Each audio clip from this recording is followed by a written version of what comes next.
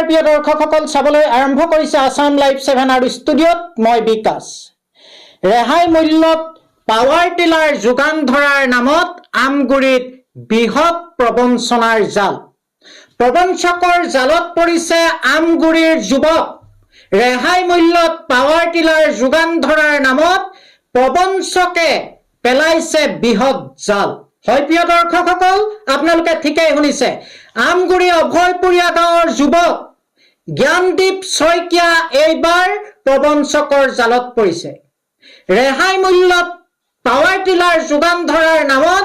গৰিহাগৰৰ জিতু নেওগে কাহিনীলে গাঁঠি ধন আৰু এতিয়া এই ভুক্তভোগী যুৱকজনে জ্ঞানদীপ শইকীয়াই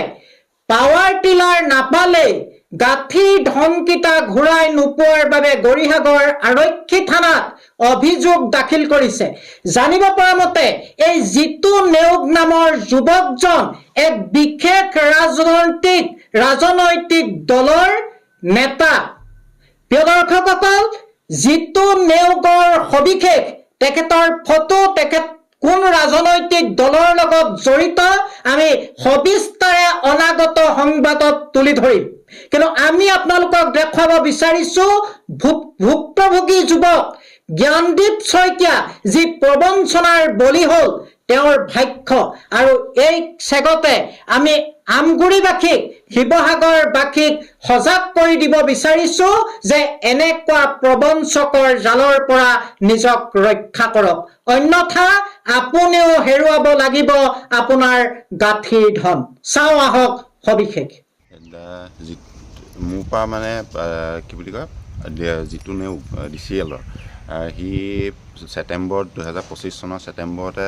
ট্ৰেক্টৰ পাৱাৰ টিলাৰ যোগান ধৰিম বুলি মোৰ পৰা প্ৰায় 90,000 টকা ল'লে আগধন হিচাপে সেয়া তাৰপিছত বোলে ৰেহাই মূল্যত সি যোগান ধৰিব পাৰিম বুলি কোৱাত মই তাক পইচাখিনি দিলোঁ আৰু ছেপ্টেম্বৰ মাহতে দিয়া 2025 চনৰ কিন্তু আজি এতিয়া 26 চনৰ জানুৱাৰী পৰ্যন্ত পইচাও নাই আৰু ট্ৰেক্টৰটো নায়েই এতিয়া ফোন কৰিলে সেই বিভিন্ন অজুহাত এই ক'ৰবাত দলীয় মিটিঙত আছে ক'ৰবাত কাৰোবাৰ গা বেয়া এনেকুৱা ধৰণৰ অজুহাত দি মানুহটো পলাই ফুৰিছে আৰু সেইটো কাৰণে আমি বিশেষকৈ গৰিহাগৰ থানাত এজাহাৰ দাখিল কৰিছোঁ আৰু তেওঁৰ বিৰুদ্ধে আইনী ব্যৱস্থা ল'বলৈ বাধ্য হৈছোঁ আৰু